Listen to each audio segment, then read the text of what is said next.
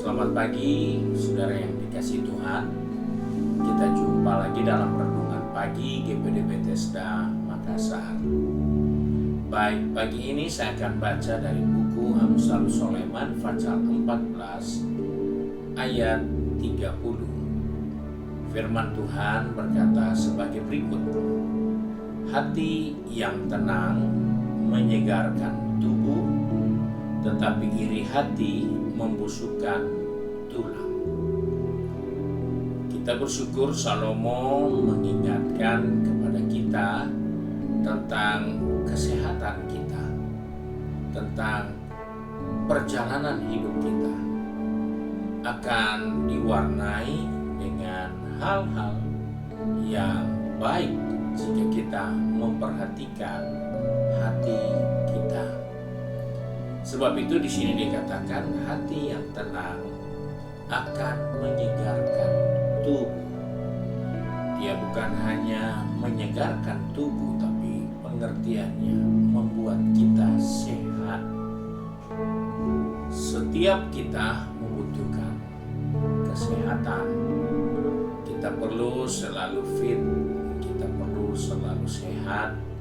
Karena dengan sehat kita bisa bekerja, dengan sehat kita bisa memperoleh hasil, dengan sehat kita bisa berprestasi, dengan sehat kita pasti umur panjang.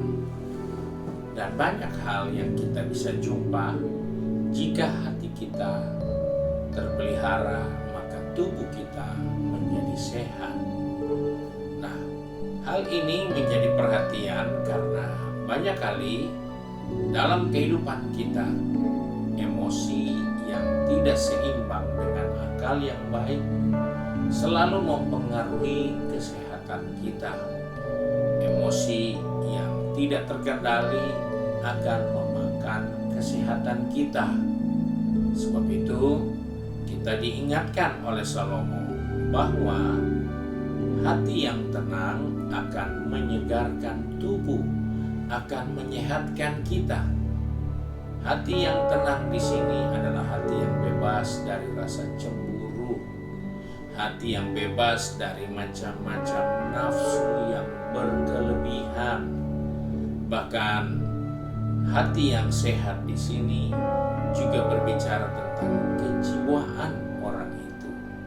Bagaimana dia hidup dengan baik sebagai orang benar yang sudah diselamatkan, dan dia bisa berpikir dan menyikapi hidupnya sebagai orang yang menerima kasih karunia. Sebab itu di sini kita diingatkan bahwa hati yang tenang itu akan membuat kita otomatis sehat. Mengapa kita perlu hati yang tenang? Karena seringkali dalam hidup ini banyak orang tidak tenang karena tidak punya kepastian, tidak punya masa depan, sehingga banyak hal yang merugikan. Justru itulah yang dia kerjakan, itulah yang dia perbuat, karena hatinya tidak tenang dan dia tidak tahu masa depannya mau jadi seperti apa. Dan itulah sebabnya Salomo harus ingatkan, hati yang tenang justru menyehatkan tubuh kita, tetapi iri hati akan membusukkan tulang-tulang kita. Dan hal ini adalah hal yang membahayakan, karena iri hati itu ada satu bagian yang sangat merusak. Dia seperti roh yang begitu mempengaruhi dan akan memakan bahagian-bahagian tubuh kita yang vital. Pertama, tulang kita. Dikatakan membusukkan tulang. Hati yang gembira justru dikatakan adalah obat, tetapi semangat yang patah mengeringkan tulang. Ini bahagian dari apa yang Salomo ingatkan, bahwa ketika iri hati ada dalam diri kita, maka pasti kita bermasalah soal kesehatan. Kita akan bermasalah soal usia yang berkelanjutan. Kita akan bermasalah soal emosi kita. Kita akan bermasalah soal pikiran kita, karena hati yang tenang itu jauh dari diri kita. Hati yang tenang akan bisa menguasai emosi.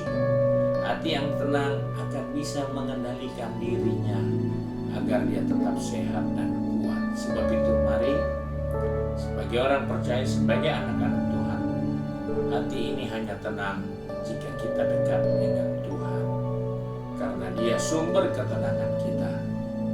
Hati ini tenang jika kita duduk di depan hadirat Tuhan, kita duduk di kaki Tuhan, pasti kita tenang. Karena Daud katakan, di saat dan di waktu aku takut, aku ini percaya kepada Tuhan. Kenapa dia percaya? Karena hatinya dekat dengan Tuhan. Hatinya melekat dengan Tuhan, sehingga ketakutan boleh ada, tetapi dia tetap menyadari Tuhan tidak jauh dari dirinya.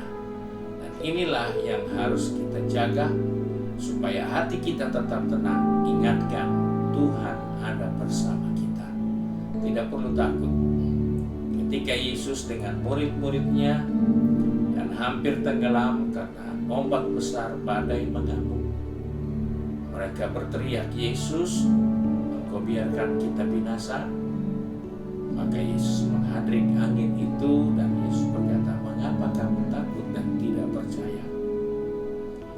Mereka tidak percaya bahwa Yesus bisa ada di dalam perahu yang hampir tenggelam dan tidak akan pernah bisa tenggelam. Karena tidak mungkin bisa tenggelam. Pertama, perahu itu dari kayu, itu akal. Kayu tidak akan tenggelam, dia akan terapung. Dan kedua, ada Yesus di dalamnya. Ada banyak dasar untuk bisa percaya bahwa Yesus saja bisa jalan di atas air. Kenapa mesti takut? Tetapi murid-murid kehilangan akal sehatnya. Hatinya tidak tenang sehingga pikirannya kacau. Di dalam pikiran yang kacau itu mudah saja kita mempersalahkan orang lain. Orang yang tidak berbuat salah dengan kita, dia jadi salah karena hati kita tidak tenang. Orang-orang yang tidak perlu bertanggung jawab dengan kesalahan kita, kita jadikan orang itu harus bertanggung jawab karena hati tidak tenang, sehingga kita jadi sakit. Kita makan hati karena kita salah menempatkan diri kita pada posisi yang merugikan kita. Sebab itu mari hari ini kita diingatkan, hati yang tenang akan menyegarkan tubuhmu, tapi iri hati akan membusukkan tulang. Cepat atau lambat engkau akan rugi sendiri jika iri hati terus terpelihara dalam diri kita. Sebab itu mari kita jaga hati kita dengan segala kewaspadaan, karena daripadanya terpancarlah kehidupan kita. Tuhan memberkati. Mari kita satu dalam doa. Kembali kami datang kepada Bapa di surga dengan ucapan syukur, karena hari ini Tuhan ingatkan tentang hati kami. Tuhan tolong kami, anak-anak-Mu yang sudah pergi bekerja di tempat bisnis, studi di kampus, maupun yang sibuk dengan kegiatan di rumah. Ajar kami Tuhan untuk menjaga hati kami agar kami tetap tenang, karena itulah yang akan menguntungkan kami untuk kami hidup sehat, dan kami akan terus melihat kebaikan Tuhan dalam kehidupan ini. Karena hati yang terjaga, disitulah terpancar kehidupan. Pegang tangan kami Bapa, pertetapkan langkah kaki kami, agar sepanjang hari ini hati kami selalu melekat kepada Tuhan, karena Engkaulah sumber ketenangan kami. Hanya dekat dengan Tuhan hati kami tenang. Sebab itu kami bersyukur untuk kebenaran firman-Mu. Biarlah Bapa di surga dipermuliakan sepanjang hari ini melalui kehidupan kami semua. Terima kasih untuk berkat-Mu Bapa. Kami bersyukur, berdoa di dalam nama Tuhan Yesus Kristus, Juru Selamat kami, Majikan yang baik dan setia. Amin. Puji Tuhan, Tuhan Yesus memberkati kita, dan selamat pagi.